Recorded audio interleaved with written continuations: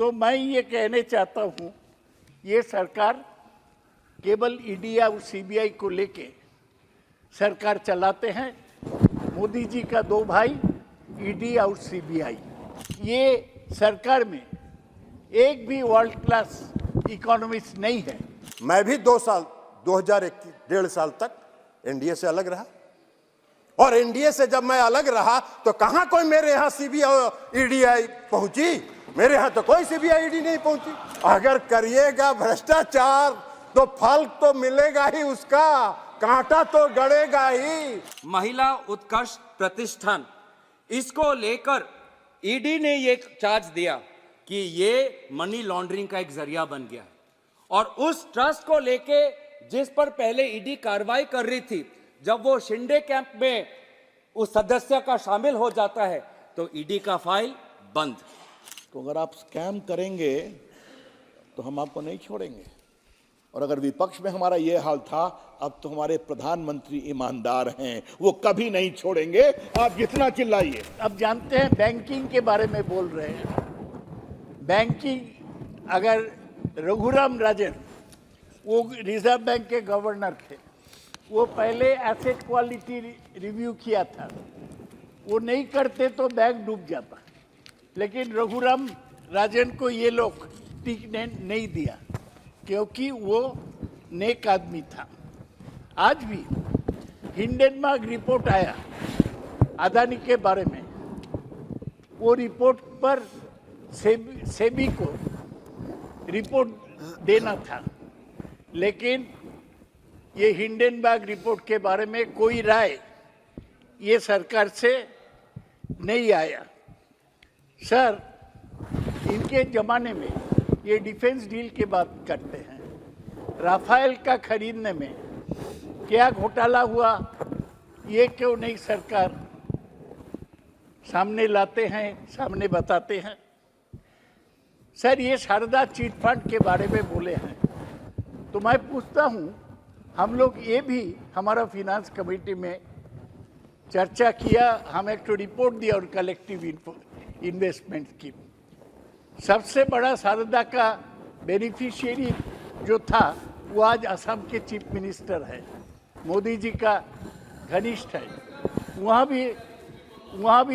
भी कुछ कदम नहीं उठाया गया, एक भी आदमी आज तक कन्विक्ट नहीं हुआ। तो मैं ये कहने चाहता हूँ, ये सरकार केवल ईडी और सीबीआई को लेके सरकार चलाते हैं। मोदी जी का दो भाई ईडी और सीबीआई, ये सरकार में कोई नहीं है जो आर्थिक ढांचा क्या होना चाहिए 2034 में या 44 में, वो बता सकते हैं। ये सरकार में एक भी वर्ल्ड क्लास इकोनॉमिस्ट नहीं है। जैसे डॉक्टर मनमोहन सिंह थे, ये वित्त मंत्री तो कोई इकोनॉमिस्ट है नहीं, उनको जानकारी भी है नहीं। लेकिन आप कर क्या रहे हैं? फिर वहीं घूम फिर के आ जा रहे हैं, कोई घूम फिर के आ जा रहे हैं सीबीआई और ईडी पर। अरे भाई, सीबीआई ईडी पर बाहर जितना बोलता है बोलिए, लेकिन आप एक बात बताइए, मैं भी 2021 डेढ़ साल तक एनडीए से अलग रहा, और एनडीए से जब मैं अलग रहा तो कहां कोई मेरे यहां सीबीआई ईडी पहुंची? मेरे यहां तो कोई सीबीआई ईडी नहीं पहुंची। नीतीश कुमार जी के यहां तो कोई सीबीआई ईडी नहीं पहुंची। नीतीश कुमार जी भी विपक्ष के सूत्रधार थे जब हम अलग थे एनडीए से, तो नीतीश जी के यहां तो कोई नहीं पहुंची, हम लोग के यहां किसी के यहां नहीं पहुंची। लेकिन रोपे पेड़ बबूल का तो आम कहां से होए? अगर करिएगा भ्रष्टाचार तो फल तो मिलेगा ही उसका, कांटा तो गड़ेगा ही, मीठा आम कहां से मिलेगा? तो ये तथ्य है। तो इस तथ्यों के बजाय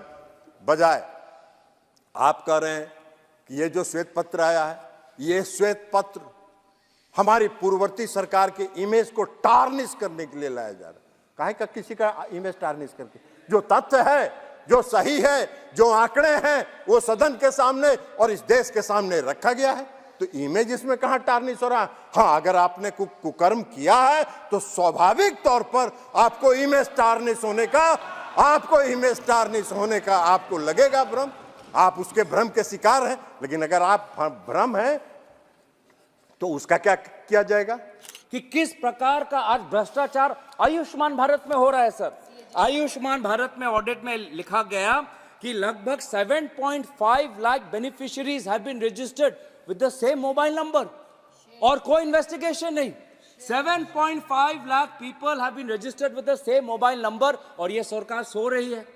महाराष्ट्र में सर एक पब्लिक ट्रस्ट महिला उत्कर्ष प्रतिष्ठान, इसको लेकर ईडी ने ये चार्ज दिया कि ये मनी लॉन्ड्रिंग का एक जरिया बन गया और उस ट्रस्ट को लेके जिस पर पहले ईडी कार्रवाई कर रही थी, जब वो शिंदे कैंप में उस सदस्य का शामिल हो जाता है तो ईडी का फाइल बंद। सर ऐसे ही शिंदे कैंप में बहुत से लोग हैं, मैं आगे नाम नहीं लेना चाहूंगा, लेकिन एक फॉर्मर चेयरमैन है बीएमसी पे, उन पे भी ईडी का foreign exchange management act FEMA के तहत उन पे कार्रवाई चल रही थी। लगभग उनके जो बांद्रा में जो उनकी फ्लैट थी ईडी ने जब्त कर ली। नियरली 40 उनके प्रॉपर्टी पे कार्रवाई चल रही थी। जब वो बीजेपी के साथ शिंदे कैंप में चले जाते हैं, कार्रवाई बंद। वैसे ही एक विधायक है जो टॉप्स ग्रुप के साथ जुड़े हुए हैं, उनको ईडी ने चार्ज किया कि लगभग 7 करोड़ का फायदा हुआ है, किकबैक मिला है एमएमआरडीए में, लेकिन वे भी जब बीजेपी के साथ शामिल हो जाते हैं तो ईडी पे बंद। तो ये किस हैसियत से बोल रहे हैं कि ये भ्रष्टाचार के खिलाफ है? मनीष बाबू, आपने कहा आपने क्या किया? आपने कहा राइट टू इंफॉर्मेशन आप ले आए। अपने भ्रष्टाचार का जवाब कभी राइट टू इंफॉर्मेशन मिलता था? सर ललन बाबू ने एक बात कही, सर हम लोग भी सदन में थे, उस सदन में हमने कहा हो गया एक हफ्ता बहुत हाउस में चिल्लाए, फिर एक नया खुल गया, फिर चिल्लाए तो फिर एक और नया खुल गया। हमने कहा क्या बात है भाई, कहीं फुल स्टॉप नहीं है? हर हफ्ते एक स्कैम, हर हफ्ते एक स्कैम, और हंगामा होता था सर। तो अगर आप स्कैम करेंगे तो हम आपको नहीं छोड़ेंगे। और अगर विपक्ष में हमारा ये हाल था, अब तो हमारे प्रधानमंत्री ईमानदार हैं, वो कभी नहीं छोड़ेंगे, आप जितना चिल्लाइए। और सर ये दुखती रग क्यों दुखती है? आज गौरव बाबू ईडी पर इतने परेशान क्यों थे? क्या मामला है?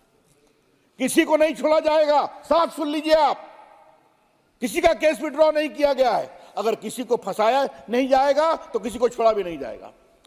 लेकिन सर मुझे एक बात आश्चर्य लगती है, ये लोग बार बार ईडी सीबीआई को किए रहते हैं। सर मुझे ये बताइए, जो बंगाल में किसी के घर से 60 करोड़, किसी के घर से 70 करोड़ निकलता है, उनको बेल मिलता है क्या? वही भी जेल में है ना। अपने बंगाल के मित्रों से पूछता हूँ, वो कितना आशेन, तो बोलते हैं जेल में ही है। छत्तीसगढ़ वाले भी जेल में है सर, झारखंड वाले जेल में चले गए, दिल्ली वाले सर डिप्टी सीएम 1 साल से जेल में है, बेल नहीं मिला। वो हमारे एक सांसद मित्र हैं सर, बहुत कड़ी बड़ी बड़ी बातें करते हैं, वो भी 6 महीने से जेल में हैं। तो जेल में क्यों है?